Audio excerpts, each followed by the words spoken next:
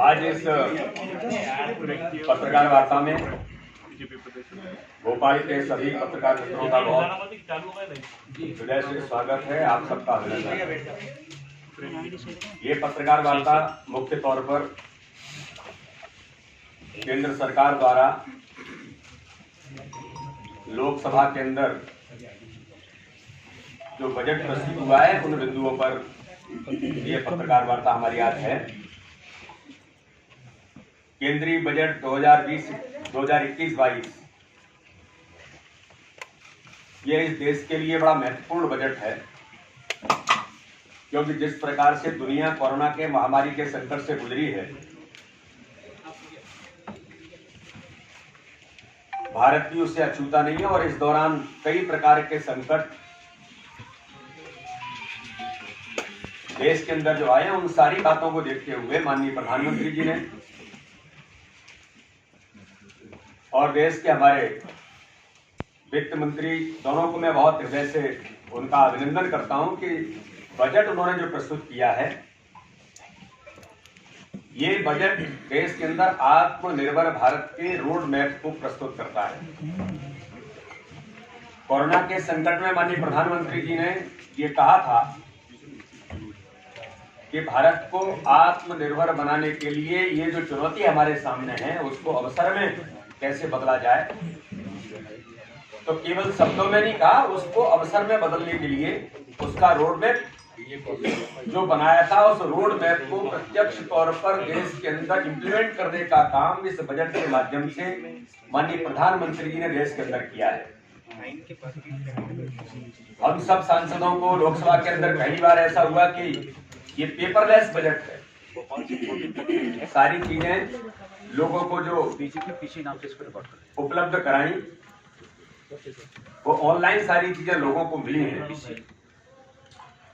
Budget में मुख्य तौर पर 6 प्रकार के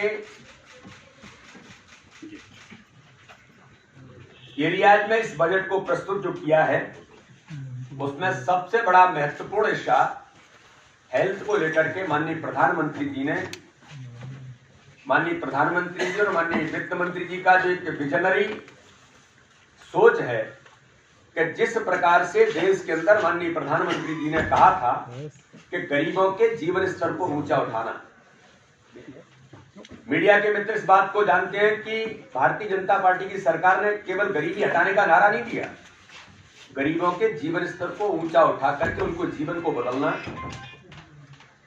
तो जिसके पास मकान नहीं है, जो अंतिम छोर पर झोपड़ी में रहता है, तो प्रधानमंत्री आवास इस सरकार के गर्भ से निकला और आज पूरे भारत के अंदर उन गरीबों को मकान देने का काम, जिनका अपना अधिकार है अपने घर में रहने का, ये इस सरकार ने किया।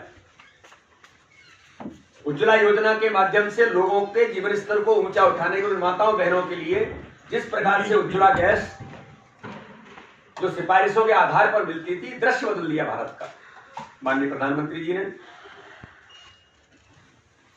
तो इसी प्रकार से देश का आम जन, गरीब आदमी, गांव का आदमी स्वास्थ्य को लेकर के वो चिंतित न हो। आपको ध्यान में है कि देश में नहीं, दुनिया के अंदर पहली बार एक ऐसे प्रधानमंत्री और ऐसी सरकार ने कि आयुष्मान भारत के माध्यम से पूरे देश के अंदर उन गरीबों के लिए जो गांव के अंदर अगर बीमार होकर के 1-2 लाख रुपए की उसको कोई सर्जरी होना है तो वो नहीं करा सकता था, इसकी उपलब्धता कराने का काम देश के प्रधानमंत्री जी के उस विजनरी नेतृत्व के कारण से आयुष्मान भारत देश को मिला। और आयुष्मान भारत के माध्यम से 5 लाख तक का फ्री में इलाज कोई भी गरीब देश का किसी भी कोने में करा सकता है। ये भारत के नहीं, दुनिया के इतिहास में पहली बार ऐसा हुआ है।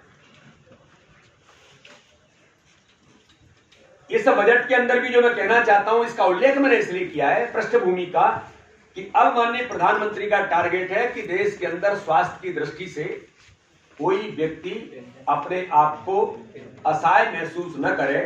हर प्रकार से व्यक्ति स्वस्थ बनेगा।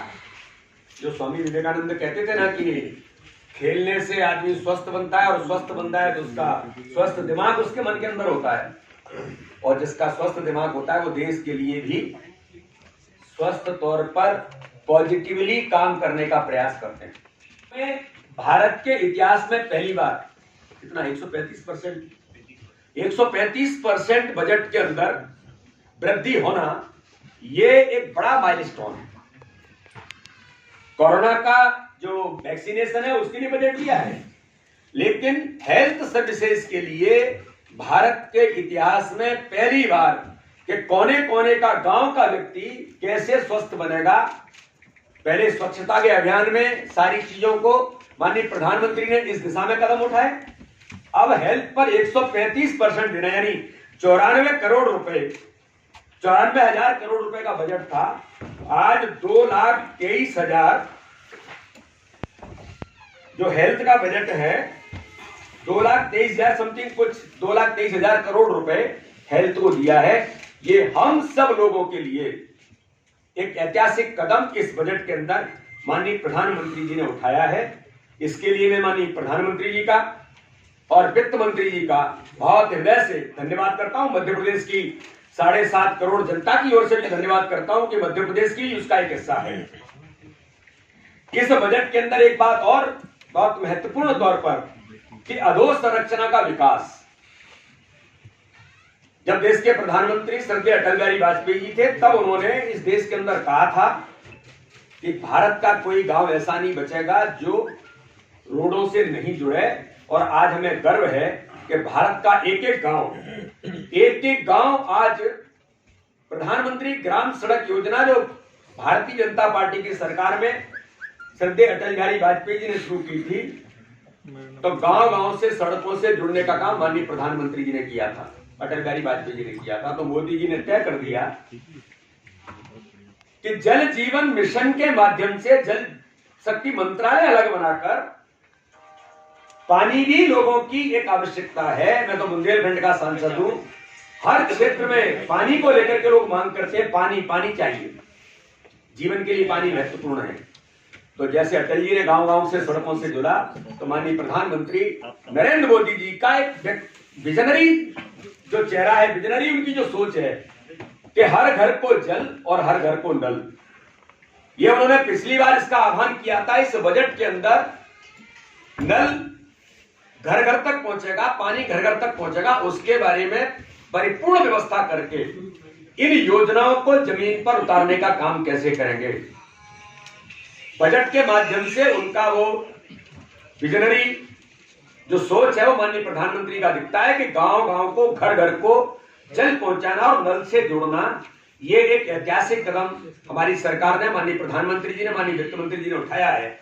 तो अधोसंरचना के विकास में, चाहे सड़क हो, चाहे बिजली हो, चाहे पानी हो, ऐसे हर प्रकार के इंफ्रास्ट्रक्चर को डेवलप करना इस बजट के अंदर बहुत महत्वपूर्ण दूसरा कदम माननीय प्रधानमंत्री जी ने उठाया है, जिसके कारण से कई प्रकार के रोजगार के अवसर भी इसके माध्यम से उपलब्ध होंगे। आपने देखा है कि जिस प्रकार से समाज के अंदर मार्केट के अंदर लोगों में जो उत्साह आया है और जो उछाल, मैं उसका बहुत ज्यादा तो अध्ययन मुझे है नहीं, लेकिन सेंसेक्स से लेकर के कैसे उसका उछाल आया है, तो रोजगार के अवसर देश के अंदर इसके माध्यम से उपलब्ध होंगे।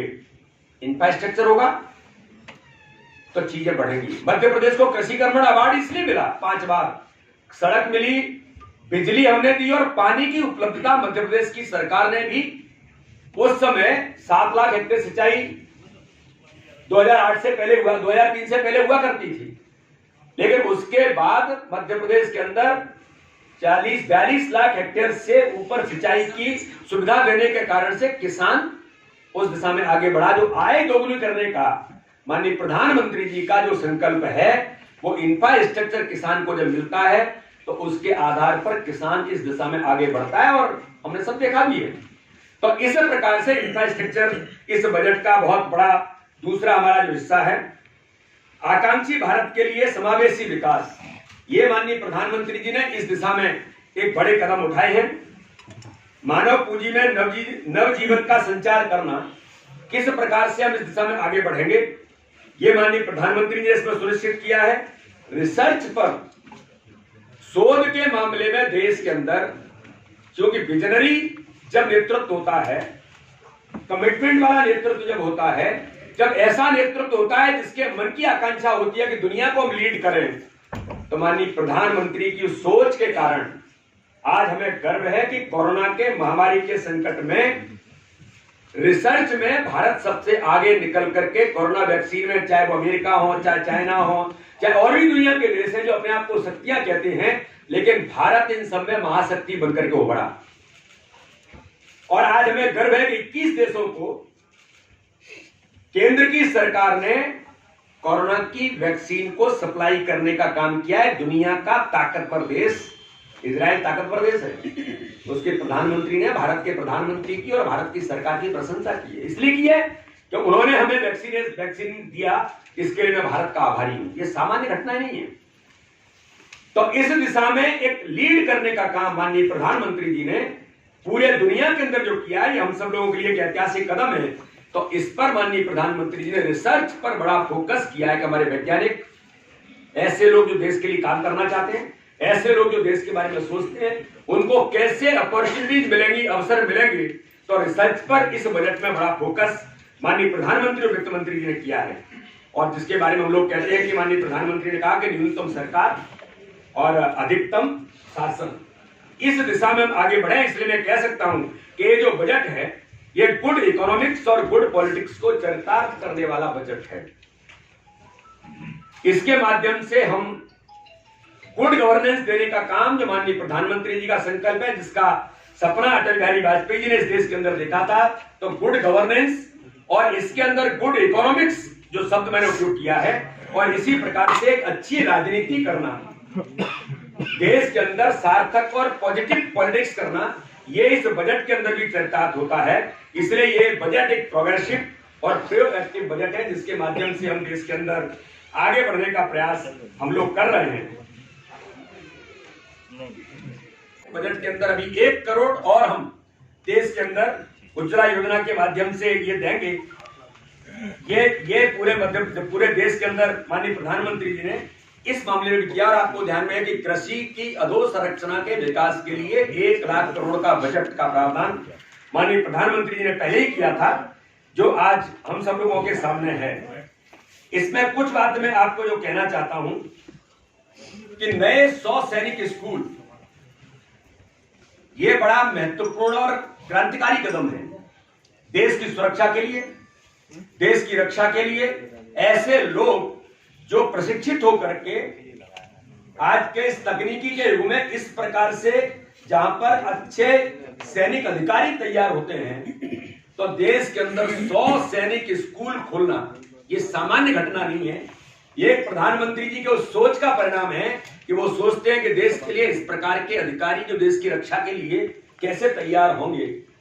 तो चाहे गरीबों के उत्थान की बात हो, चाहे रिसर्च, वैज्ञानिक नौजवानों के लिए रिसर्च की बात हो, तो देश की रक्षा और सुरक्षा के लिए इस प्रकार के नौजवानों को अवसर देकर के तैयार करना, ये प्रधानमंत्री की उस बड़ी सोच का परिणाम है कि उन्होंने 100 नए सैनिक स्कूल दिए हैं। तो साथ में ही ट्राइबल स्कूल्स के बारे में भी उन्होंने अनुसूचित जाति जनजाति के क्षेत्र में भी इस प्रकार के बजट को लेकर के प्रावधान करने का काम माननीय प्रधानमंत्री जी ने किया है।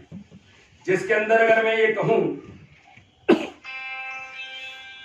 कि अनुसूचित जाति के कल्याण के लिए पोस्ट मैट्रिक स्कॉलरशिप स्कीम में अनुसूचित जाति के 4 करोड़ छात्रों के लिए 2025-26 तक 35,219 करोड़ रुपए का आवंटन किया गया है। ये आजादी के बाद पहली बार ऐसा हुआ है कि इन समाज वर्गों के, उन नौजवानों के बारे में स्कॉलरशिप को रिवाइज करना, ये पहली बार हुआ। विद्यार्थी परिषद के अंदर रहा हूं, हमने इस पर पूरा देश भर के छात्रावासों की स्टडी की थी। तब उस समय जो वर्कर के आया था, आज तक कभी किसी ने सोचा ही नहीं। तो इस दिशा में माननीय प्रधानमंत्री जी ने इस बजट का प्रावधान करने का काम किया है। उच्च शिक्षण संस्थानों के लिए, हायर एजुकेशन के लिए हायर एजुकेशन कमीशन की स्थापना होगी। जो मैंने कहा कि रिसर्च से लेकर के सारी बातों का जो माननीय प्रधानमंत्री ने दिया है, इस दिशा में भी हम कदम बढ़ाने का काम देश के अंदर करने का प्रयास कर रहे हैं। तो इस प्रकार से कई प्रकार की चीजें जो आपके सामने, रेलवे को लेकर और भी कई चीजों को लेकर के जो बजट आया है, और एक बड़ा महत्वपूर्ण कदम इस बजट के अंदर माननीय प्रधानमंत्री जी ने उठाया है कि 75 साल से ज्यादा उम्र के जो पेंशनर्स हैं, इनकम टैक्स रिटर्न्स फाइल करने की इनको जो छूट दी गई है, ये उन लोगों के लिए भी बड़ा महत्वपूर्ण कदम और एक बुजुर्गों के लिए सम्मान करने का काम माननीय प्रधानमंत्री जी ने जो देश के अंदर किया, ये भी हम सब लोगों के लिए बड़ा महत्वपूर्ण है। एक बात मैं कम समय में थोड़ा सा उल्लेख कर देना चाहता हूं कि मध्य प्रदेश को लेकर कई प्रकार की चीजें इस बजट के अंदर दी हैं। अगर आप कहेंगे तो ये आपको चूंकि केवल मैं उल्लेख कर देता हूं कि भूतल परिवहन मंत्रालय के अंदर 89 सड़क परियोजनाएं जिनकी लंबाई 3636 किलोमीटर है, 38,743 करोड़ रुपए का प्रावधान हुआ है। भोपाल में मेट्रो रेल प्रोजेक्ट के लिए 1565 करोड़ रुपए, इंदौर मेट्रो रेल प्रोजेक्ट के लिए 1106 करोड़ रुपए, जिलों की मुख्य सड़कों का उन्नयन एवं विकास 700 करोड़ रुपए, मध्य प्रदेश में पुलों का निर्माण 400 करोड़ रुपए, सड़कों के विकास हेतु पब्लिक प्राइवेट पार्टनरशिप में परियोजना लाने के 650 करोड़ रुपए।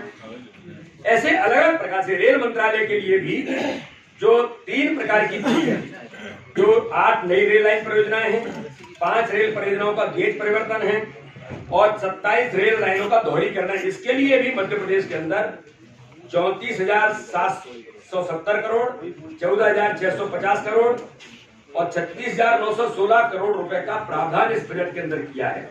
जल शक्ति मंत्रालय में मैं हमारे मित्रों को और खास तौर पर बुंदेलखंड के लोगों को बधाई देना चाहता हूं। माननीय प्रधानमंत्री जी को, वित्त मंत्री को हृदय से धन्यवाद देता हूं उस गरीब बुंदेलखंड की जनता की ओर से कि बहुत वर्षों से केन बेतवा लिंक परियोजना जो हमारी पेंडिंग पड़ी थी, उस पर ऐतिहासिक कदम उठाते हुए 35,111 करोड़ रुपए केन बेतवा लिंक परियोजना को, हमारे कई बुंदेलखंड के मित्र भी यहां पर बैठे हैं, बुंदेलखंड में आज पानी के लिए त्राई करते हैं। कुछ दिनों बाद होगा कि पानी ही पानी बुंदेलखंड के अंदर होगा, पीने से लेकर के सिंचाई तक। तो केन बेतवा लिंक परियोजना के लिए ऐतिहासिक कदम इस बजट के अंदर जो उठाया गया है। सिंचाई परियोजनाओं की क्षमताओं के विकास के लिए 367 करोड़ रुपए, जल शक्ति मंत्रालय द्वारा क्रियान्वित योजनाओं के लिए जो मैंने कहा नल जल योजना, घर घर जल 382 करोड़ रुपए, विद्युत मंत्रालय के लिए भी अलग अलग प्रकार से, चाहे वो प्रदेश में ट्रांसमिशन लाइनों का विकास हो, ट्रांसमिशन लाइनों का सुदृढ़ीकरण हो, उच्च शिक्षा गुणवत्ता सुधार के लिए 1028 करोड़ रुपए, शहरी विकास मंत्रालय के द्वारा शहरी विकास परियोजना के लिए 260, शहरी सेवा उन्नयन परियोजना के लिए 660, शहरी विकास परियोजना हेतु तो अतिरिक्त धनराशि 230, ग्रामीण विकास मंत्रालय के लिए बहुउद्देशीय ग्रामीण जल प्रदाय योजना, वही जल शक्ति मिशन में 1200 करोड़ रुपए और मध्य प्रदेश ग्रामीण सड़क परियोजना के लिए 600 करोड़ रुपए और खास तौर पर कौशल विकास परियोजना के लिए 110 करोड़ रुपए का प्रावधान इस बजट के अंदर माननीय प्रधानमंत्री जी ने और वित्त मंत्री जी ने किया है। इसलिए मैं माननीय प्रधानमंत्री जी को और वित्त मंत्री जी को एक बार पुनः हृदय से धन्यवाद देता हूं और आशा करते हैं कि इस बजट के माध्यम से जो माननीय प्रधानमंत्री जी का जो विजन है वो देश की जनता के लिए, हम एक बार पूरे इस बजट को पुनः एक बार सराहना करते हुए पुनः एक बार माननीय प्रधानमंत्री जी का धन्यवाद देता हूं। सर, उमा भारती जी 8 मार्च से शराबबंदी को लेकर अभियान करेंगे। देखिए, उमा भारती जी ने वो केवल मध्य प्रदेश की नहीं, देश की हमारी बड़ी नेता है, मध्य प्रदेश की मुख्यमंत्री रही हैं, उनका अपना एक विजन है। उन्होंने बहुत साफ कहा है कि मैं समाज के अंदर इस जागरूकता को लाने के लिए प्रयास कर रही हूं। आपको ध्यान में होगा कि नर्मदा सेवा यात्रा के अंदर हम लोग जब माननीय प्रधान मुख्यमंत्री जी जब नर्मदा सेवा यात्रा कर रहे थे तो नर्मदा के दोनों किनारों पर 1 किलोमीटर तक कोई शराब की दुकान नहीं होगी, जो होगी उन शराब की दुकानों को माननीय मुख्यमंत्री जी ने बंद किया था। तब भी लोगों ने कहा था कि बजट में इसके कारण से रेवेन्यू बड़ा लॉस होगा, तब मुख्यमंत्री ने कहा था कि मुझे रेवेन्यू की चिंता नहीं है, मुझे चिंता। तो ये कदम है, सामाजिक तौर पर ही इस प्रकार की बुराइयों को दूर किया जा सकता है, कानून से नहीं हो सकता। एक मिनट, ये कानून से नहीं हो सकता। कई संत समाजों में अपने क्षेत्रों में इस प्रकार के अभियान चलाते हैं। मुरैना में हमारे गुर्जर समाज के एक संत हैं, मैं कहता हूं घटना मुरैना के अंदर घटी होगी, जिसको लेकर के तत्काल सरकार ने जो काम करना है, एक्शन करना है, सब किया है। लेकिन वहां के एक संत की प्रशंसा मैं इसलिए करना चाहता हूं कि गुर्जर समाज में इस प्रवृत्ति को दूर करने के लिए कैसे काम किया जा सकता है, एक संत उसका परिणाम देते हैं। तो ऐसे सामाजिक क्षेत्र में इस प्रकार से अभियान चलाना ये मुझे लगता है कि समाज के कहीं न कहीं उसकी आवश्यकता लोगों को लगती है और हमारी दृष्टि से इसे सुलझ शराबबंदी के पक्ष में हो कि नहीं? देखिए मेरा एक है ना, इसके मामले में जो मैंने कहा कि शराब और इस प्रकार की जिनको हम बुराई मानते हैं, ये सामाजिक तौर पर ही बदली जा सकती है, कानून बना करके नहीं। मैंने कहा ना, इसी दिशा में ये सारी चीजें तभी बदली जा सकती हैं। दहेज को लेकर के कानून बने, लेकिन कानून ने काम कितना किया? कानून ने भी काम किया, लेकिन सामाजिक तौर पर जागृति आई तब लोगों ने इस दिशा में कदम आगे बढ़ाया।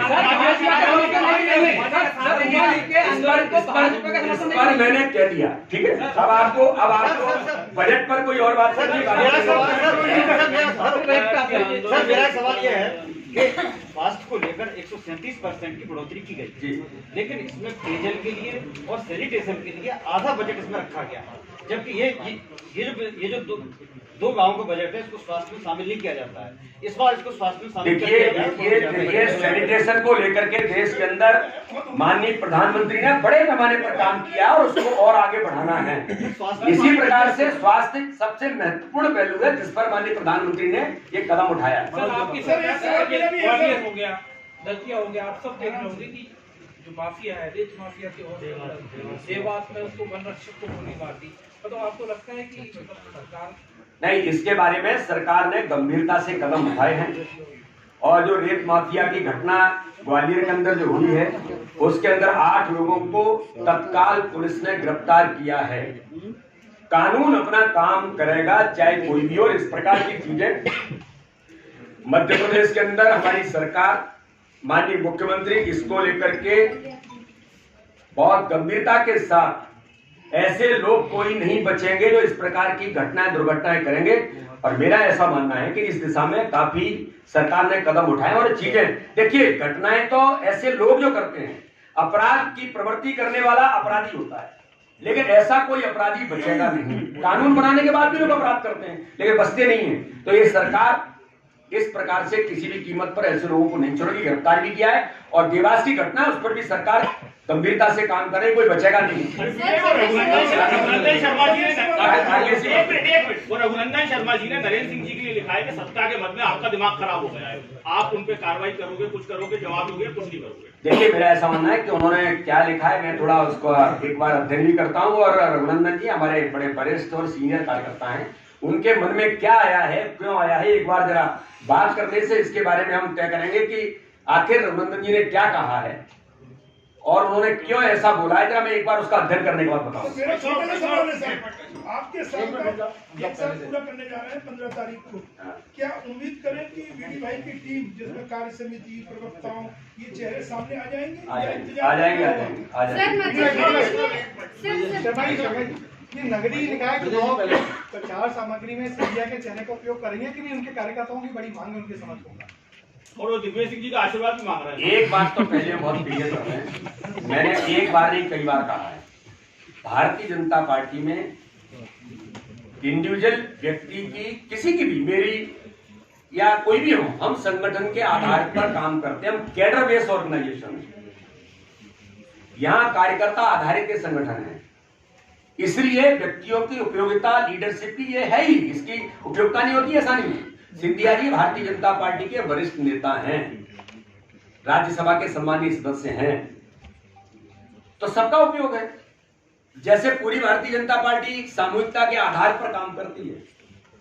आपने उपचुनाव के अंदर, मैं बार बार इस बात को कहता रहा, आपने सुना भी होगा कि हम टीम स्पिरिट पर आगे बढ़ते हैं।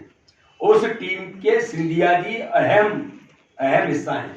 अब इससे आपको अंदाजा लगाना चाहिए, क्यों नहीं करेंगे, क्यों नहीं करेंगे, क्यों नहीं करेंगे। भारतीय जनता पार्टी किसी पद्धति पर काम करती है, जो तय होता है वो होता है, तय होकर के ये होना है तो वो भी होगा।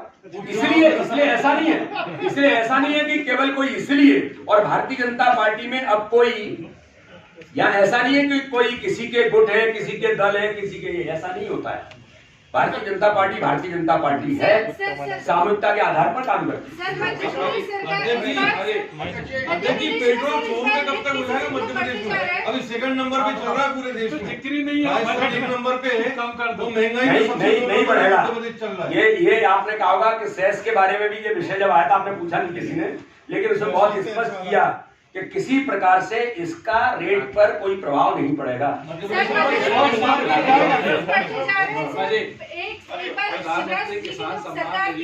उस वक्त में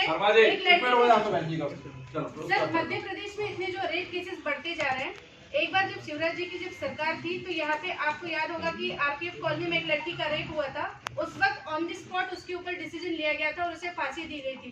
लेकिन इस बार बीजेपी सरकार इस बार क्यों ठंडे पैमाने पर? ठंडे पैमाने पर नहीं है, देश के इतिहास में ये भारतीय जनता पार्टी मध्य प्रदेश की सरकार ही है कि शिवराज सिंह चौहान के नेतृत्व में जिन्होंने पहला ये कानून बनाया और अभी जिन लोगों ने इस प्रकार की घटनाएं की उनको फांसी, कई लोगों को चूंकि प्रोसेस के तहत सुप्रीम कोर्ट दया याचिका वगैरह वगैरह अभी पाइपलाइन में है और मुझे लगता है कि जल्दी ही 4-6 लोग ऐसे हैं जिनको फांसी की सजा इस कानून में होगी। इसलिए बहन जी आप बिल्कुल चिंता मत करिए, हम ठंडे वंडे नहीं है, भारतीय जनता पार्टी की सरकार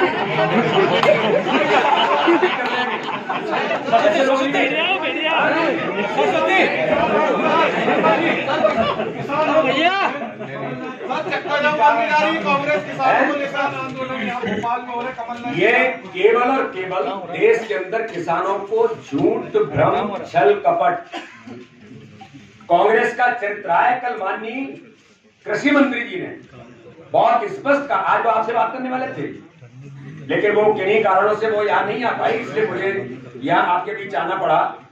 कृषि मंत्री जी ने स्पष्ट कहा खून की खेती करने का काम तो कांग्रेस कर रही है।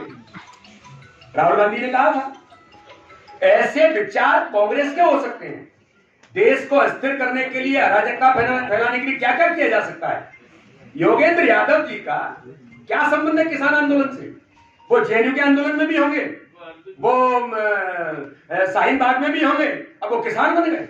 लेकिन दिग्विजय सिंह तो हरियाणा का क्या संबंध है आंदोलन से?